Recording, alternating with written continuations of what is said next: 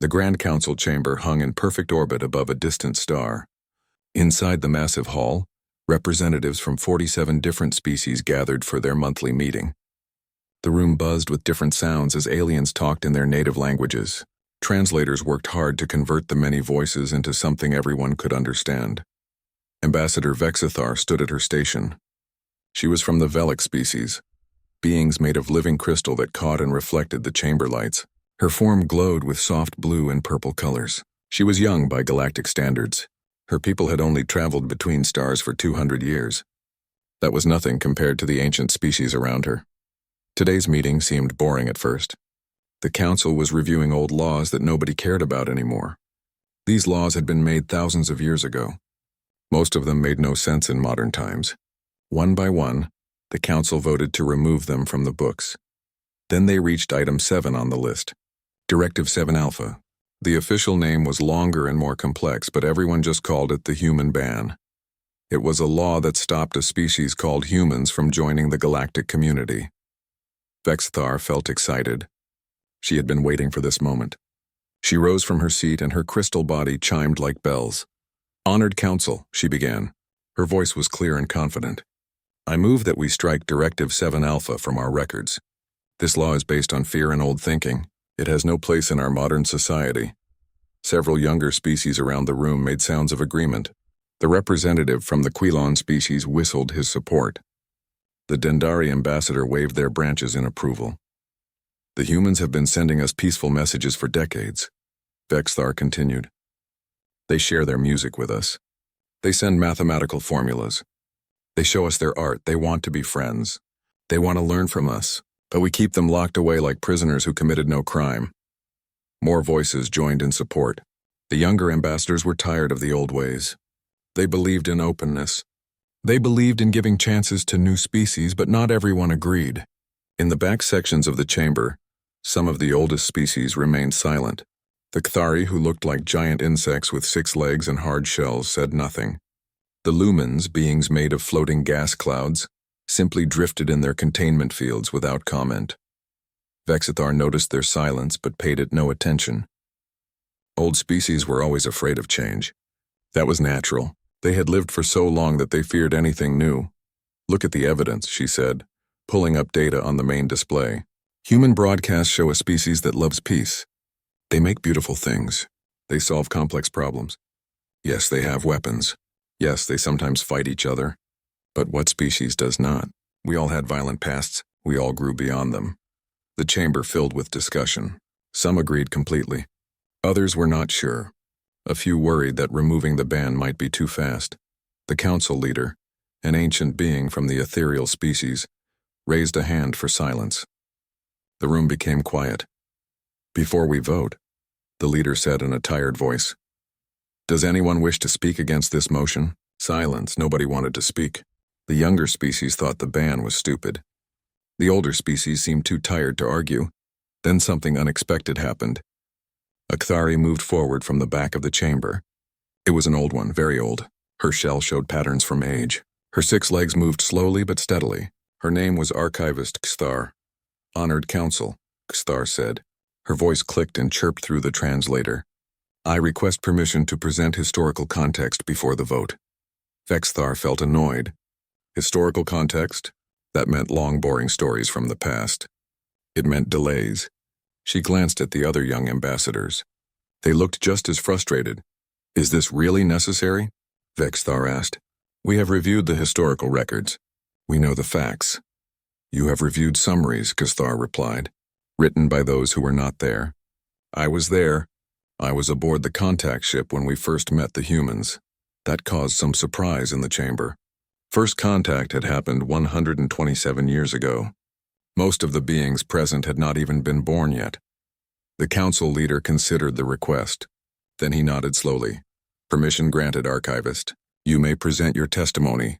A vote was called on whether to hear the testimony. Many of the younger species voted against it.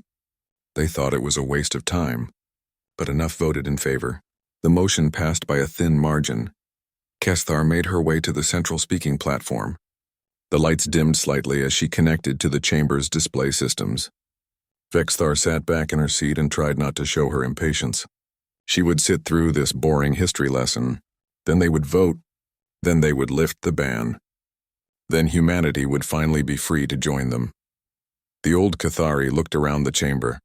Her compound eyes seemed to study each face.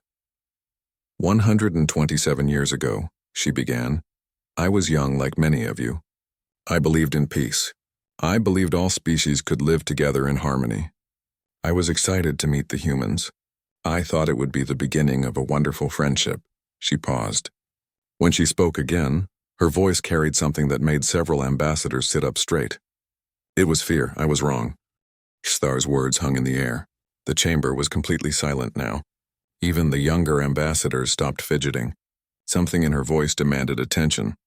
Let me tell you about first contact. The old Cathari continued. Our mission was simple and routine. We had done it hundreds of times before with other species. We detected radio signals coming from a planet the humans call Earth. The signals showed intelligence, mathematics, music, art. She activated the display. Images appeared in the air above the platform. An old starship floated in the darkness. Its name was written in Cathari script on the side. The Harmonious Greeting, Cathar said. That was the name of our ship. We believed names had power. We wanted to show the humans we came in peace. More images appeared. The blue and green planet called Earth. Cities that glowed with electric lights. Primitive spacecraft that burned chemical fuel. The humans welcomed us, Kisthar said. They were so excited. They had dreamed of meeting other intelligent life for their entire history. When we arrived, they celebrated. They sent their best people to meet with us.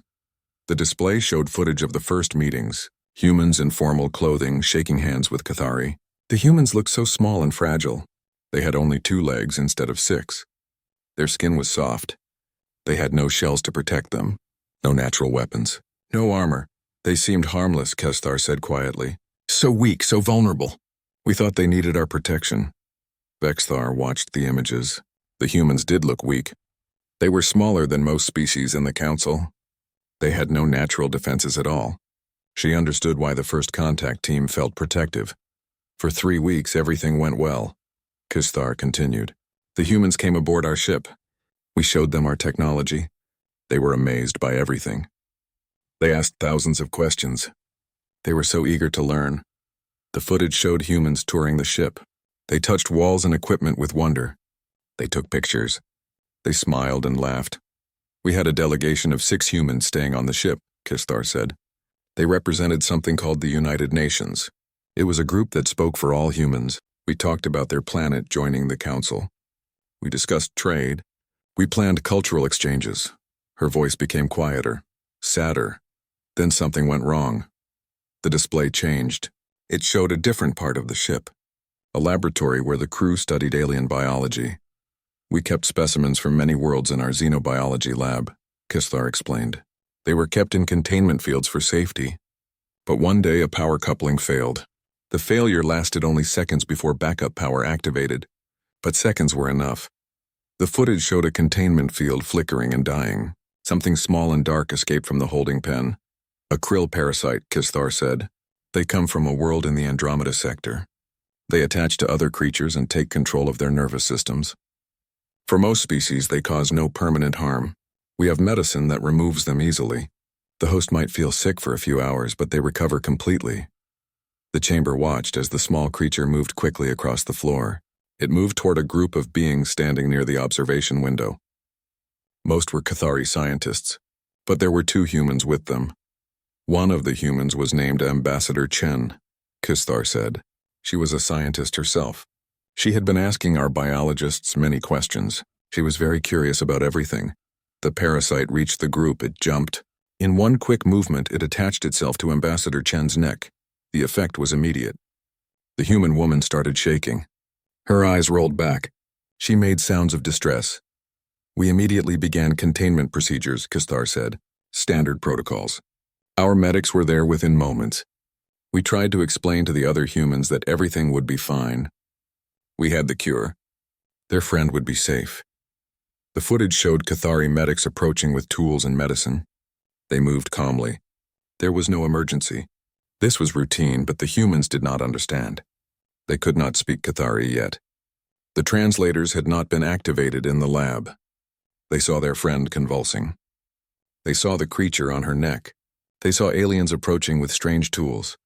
One of the other humans was their security officer, Kisthar said. His name was Marcus Webb. He was there to protect the delegation.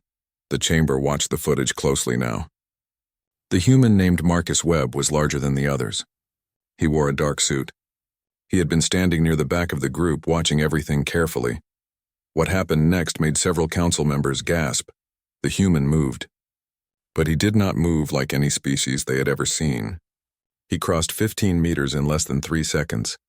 His speed was impossible. The Kthari were faster than most species. But this human moved faster. He grabbed a metal chair from against the wall. With one hand, he broke off one of the chair's legs. Then he reached Ambassador Chen in one more stride. The parasite died instantly. Webb had struck it with the chair leg with perfect precision. The creature fell to the floor in 2 pieces. Ambassador Chen stopped shaking. She slumped to the ground. The other humans rushed to her side. We stood there in shock, Kisthar said softly. Not because he killed the parasite, but because of how he did it. The speed, the precision, the instant decision to create a weapon from his environment. We had never seen anything like it, she paused. The chamber was absolutely silent, but that was only the beginning. The footage continued playing. The Kthari medics approached to help Ambassador Chen. They still carried their medical tools. They moved slowly, trying not to frighten anyone. They needed to check if the parasite had caused any damage. But Marcus Webb turned toward them. The chair leg was still in his hand. His face showed something the Kthari had never seen before. Not on any species. It was pure aggression, pure threat. Stay back, Webb shouted. His voice was loud and sharp. The other humans moved to form a protective circle around Ambassador Chen. They picked up anything they could use as weapons. One grabbed a data pad. Another held a piece of broken equipment. We tried to explain, Kisthar said. Our medics spoke into their communicators. They asked for translators to be brought immediately. But the humans could not wait. They could not understand. All they knew was that their friend was hurt. The head medic made a mistake then. He stepped closer, trying to show he meant no harm. He held up the medicine that would help Ambassador Chen. Marcus Webb attacked. The chamber watched in horror as the human moved again with that impossible speed. He struck the medic with the chair leg. The Kthari's shell cracked. The medic fell backward. Security forces arrived within seconds. They were Kthari warriors, trained and strong. They wore protective gear. They carried stun weapons designed to stop any threat without causing permanent harm. We thought the situation would end quickly, Kisthar said. Her voice trembled slightly. Our security team was experienced. They had handled dangerous situations before. They were stronger than the humans. They had better equipment. They had every advantage. The footage showed what happened next. The security team tried to surround the humans. They spoke calmly. They gestured for the humans to surrender. The humans refused. Instead, they fought. Vexthar leaned forward in her seat. She could not believe what she was seeing. The humans were fighting trained warriors. They were outnumbered. They had no real weapons. They should have been subdued in seconds, but they were not. Marcus Webb moved like water. When a warrior lunged at him, he was no longer there. He dodged, he twisted. He used the warrior's own momentum against him. He grabbed the warrior's arm and threw him into another warrior. The other humans fought just as fiercely. One woman kicked a warrior's leg joint. The warrior's leg buckled. Another human grabbed a fire extinguisher from the wall and used it as a club. A third human threw a handful of chemicals from a lab table. The chemicals created a cloud that made the warriors back away. They turned everything into a weapon, Kisthar said. Everything, furniture, laboratory equipment, decorative plants, even their own clothes. They tore off their jackets and used them to blind our warriors. They broke off pieces of equipment and used them to strike at weak points in our armor. The fight moved through the laboratory and into the corridor beyond. The humans moved together like parts of one organism. They protected each other. They communicated with just looks and gestures. When one human was in danger, another immediately came to help. More security forces arrived. The ship's captain ordered them to use stronger measures. Stun bolts filled the corridor. One hit Ambassador Chen, who was already weak from the parasite. She collapsed. 2 other humans were also hit and fell. Marcus Webb saw his people falling. Something changed in his face. It became harder, colder. He grabbed one of the fallen stun weapons. He examined it for exactly 3 seconds. Then he fired it. His aim was perfect. He hit 3 warriors in rapid succession. He learned how to use our technology in 3 seconds, Kasthar said. The ancient Cathari's voice was barely above a whisper. 3 seconds. He had never seen that weapon before, but he understood it instantly. He knew where to aim. He knew how to fire. He knew everything. The remaining humans rallied. They grabbed more weapons from the fallen warriors. They moved toward the shuttle bay where their transport ship was docked. They dragged their unconscious friends with them. The ship's captain appeared in the footage. He stepped into the corridor ahead of the humans. He held no weapons. His hands were raised in peace. A translator device hung around his neck. "Please," the captain said in English. The translator made his words clear. "Please stop. We mean no harm. We have medicine for your friend. She will be fine. This is all a misunderstanding." Marcus Webb kept the weapon pointed at the captain. His hands did not shake. His eyes did not blink. "Let us go," Webb said. His voice was calm, too calm. "We are taking our people and leaving. Do not follow us." "Your friend needs medical attention," the captain replied. "Please, let us help her." "We have our own doctors," Webb said. "Move aside." The captain hesitated. Then he stepped aside. The humans moved past him. They reached their shuttle. They sealed the door behind them. The shuttle disconnected from the ship and fired its engines. The footage ended. Kasthar turned to face the council. In the silence, her words fell like stones. 3 of our crew died that day, she said. 3 Cathari who had families, who had dreams, who had committed no crime.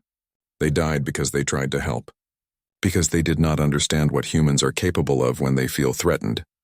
The chamber remained silent. No one spoke. No one moved. They were all trying to process what they had just seen. After a long moment, someone found their voice. It was a young delegate from the Quilon species. "But that was just fear," the Quilon said. His voice sounded uncertain now, not confident like before. The humans were scared. They thought their friend was dying. "Anyone would react badly in that situation." "Perhaps," Kasthar replied. "That is what we told ourselves too. That is why we investigated. We needed to understand what happened. We needed to know if it was just fear, or if it was something more." She activated another file on the display. Data streams appeared in the air. Charts, graphs, analysis reports. "The investigation took 6 months," Kasthar said. "We studied everything we could about Earth and its people. We reviewed all their broadcasts. We examined their history. We analyzed their biology. What we found shocked us." She pulled up an image. It showed different planets side by side. Earth was among them. Next to Earth were the homeworlds of other council species. "Every species in this council evolved on what we call paradise worlds," Kasthar explained. "Stable climates, plenty of food, few natural predators. Our evolution was guided by cooperation. We learned to work together because working together made life easier." She highlighted Earth on the display. The planet glowed red. "Earth is not a paradise world," she said. "Earth is what our scientists call a death world. The climate swings between extremes. Ice ages that freeze entire continents. Heat waves that turn forests into deserts. Volcanoes, earthquakes, hurricanes, tsunamis." More images appeared. They showed Earth's ancient past. Massive predators with huge teeth. Creatures built for killing. Animals that hunted in packs. "The predators on Earth were unlike anything we had ever seen," Kasthar continued. "They evolved to hunt and kill, and humans evolved alongside them. Humans developed not to cooperate with nature, but to survive against it, to fight it, to conquer it." A new display appeared. It showed human biology compared to other species. "Humans have something in their bodies called adrenaline," Kasthar said. "When they face danger, this chemical floods their system.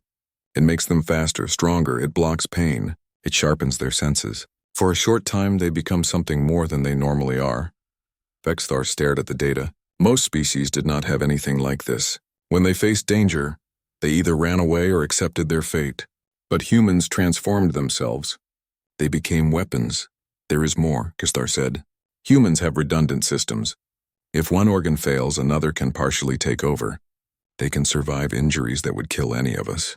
We found records of humans who continued fighting with broken bones, with deep wounds, with damage that should have made them unconscious." She brought up more data. This showed human history. Thousands of years of warfare. Humans did not just fight predators, Kasthar said. They fought each other, constantly, for territory, for resources, for ideas, for reasons we cannot even understand.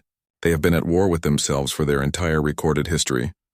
The display showed human weapons through the ages, simple clubs, then spears, then swords, then guns, then missiles, then nuclear bombs. They invented weapons that could destroy their entire world, Kasthar said, and they built thousands of them. They pointed them at each other for decades.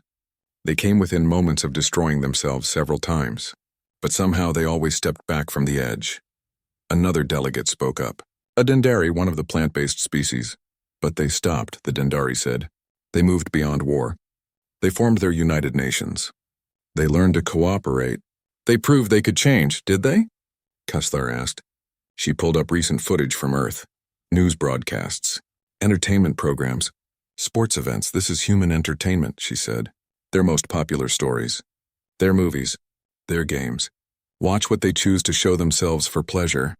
The footage showed human films, action movies full of fighting, war films showing battles, science fiction where humans fought alien invaders, fantasy where heroes killed monsters. Even their stories for children involve conflict, Kasthar said. Good versus evil. Heroes fighting villains. Victory through combat. This is what they teach their young. The display changed to show human sports, boxing, wrestling, martial arts, contact sports where humans deliberately crashed into each other. They practice combat for recreation, Kasthar said. They watch each other fight and they cheer. They pay money to see it. They train their bodies to be better at fighting even though they live in a time of peace. She paused and looked around the chamber. But perhaps most troubling is their pattern recognition, she continued. Humans evolved to spot threats, to see danger where others see nothing. Their minds are constantly analyzing everything around them, looking for patterns, searching for advantages. Identifying weaknesses, new footage appeared. It showed Marcus Webb in the laboratory again. But this time Kasthar had slowed it down. Frame by frame they could see Webb's eyes moving, scanning, taking in every detail. Watch his face, Kasthar said. In the seconds before he attacked, he evaluated everything. The distance to his target, the weight of the chair, the angle of his strike, the position of every person in the room. All of this happened in his mind faster than we could think. The council watched in silence. It was true. You could see it in the human's eyes. The calculation, the assessment, the preparation.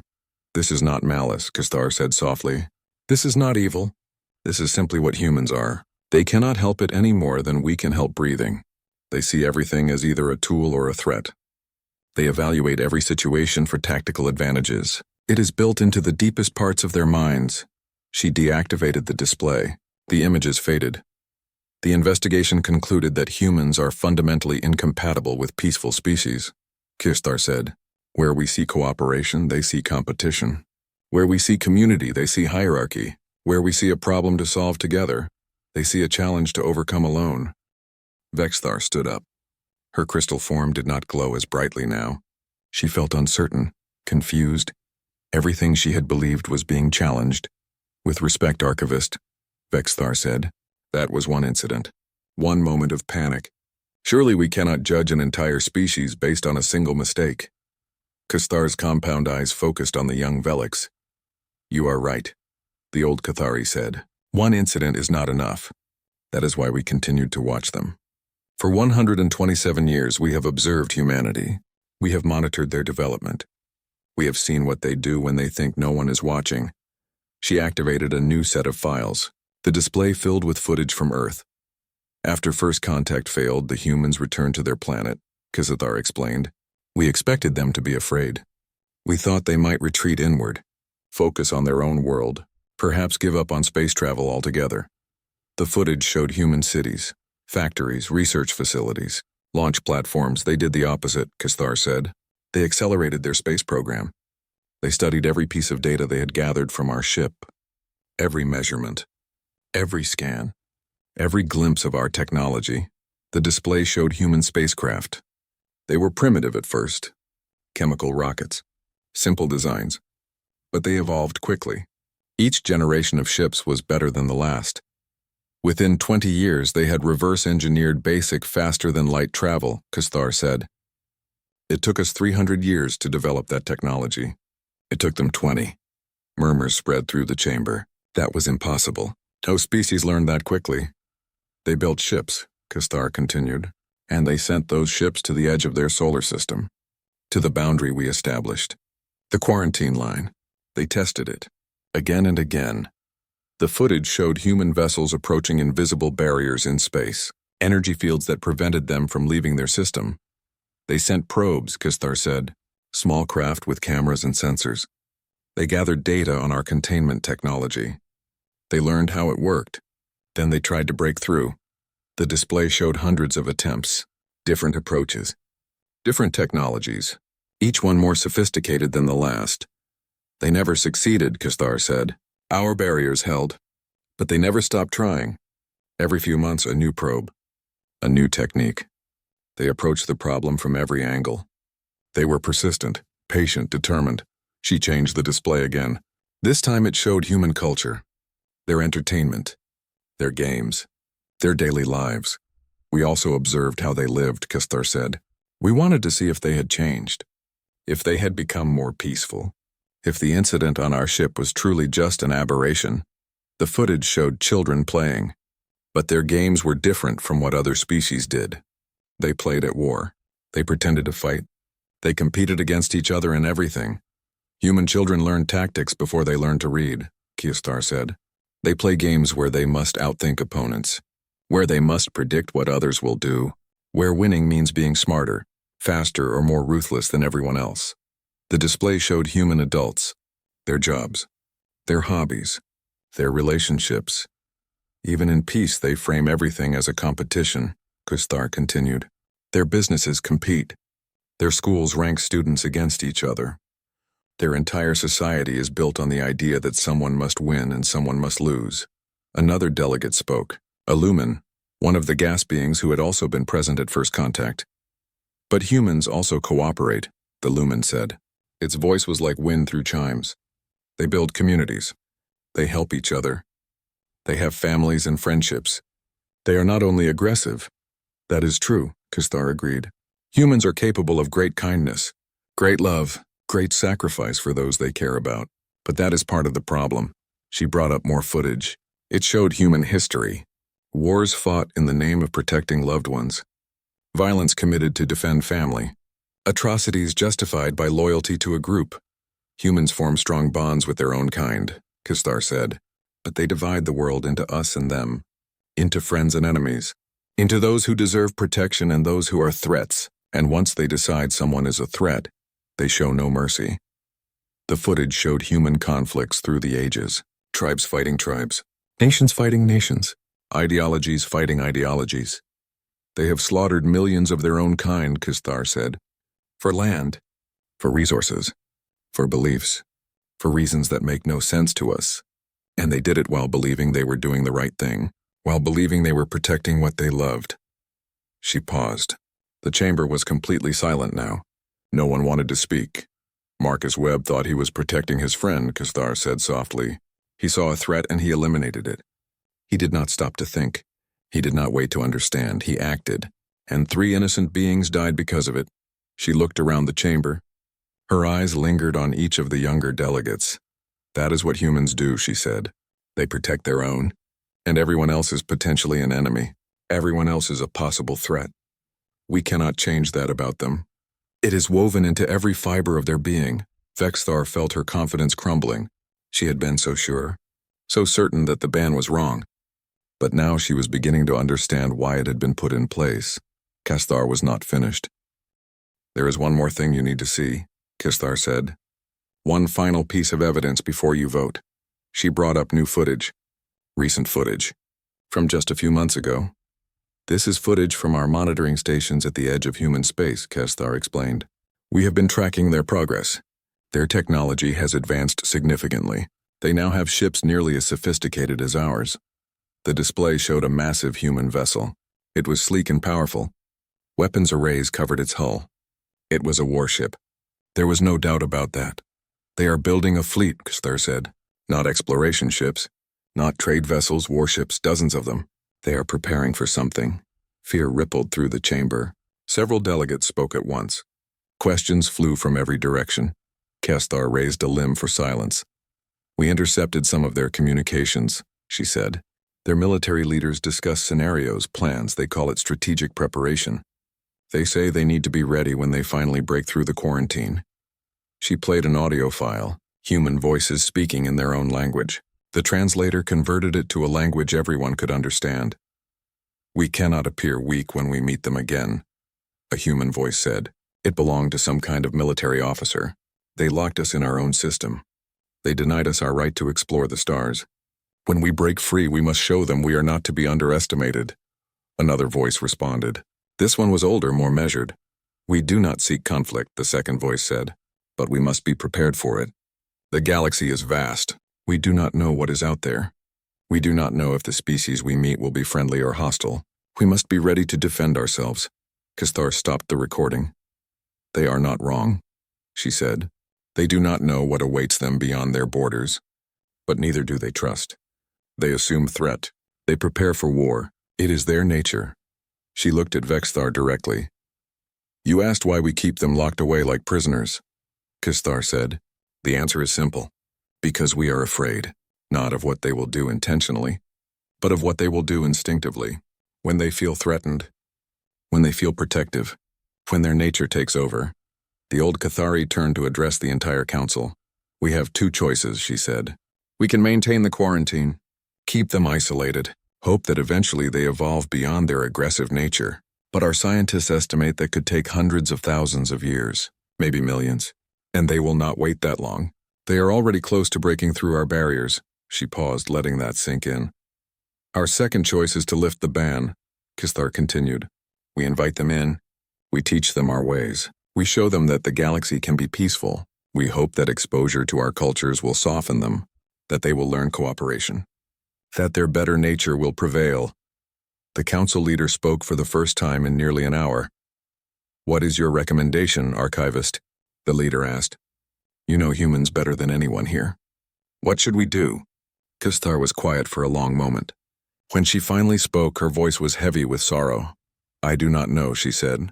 I have thought about this question for 127 years. I still do not have a good answer. She gestured at the display where the human warship still rotated slowly. If we keep them locked away, they will break free eventually, Kestar said. And when they do, they will be angry. They will feel wronged. They will enter the galaxy with resentment and suspicion. That may be more dangerous than anything else. But if we invite them in, she continued, we risk everything. We risk misunderstandings like the one that killed my crewmates. We risk conflicts born from cultural differences we cannot bridge. We risk introducing a predator species into a community of prey. The chamber was deathly quiet.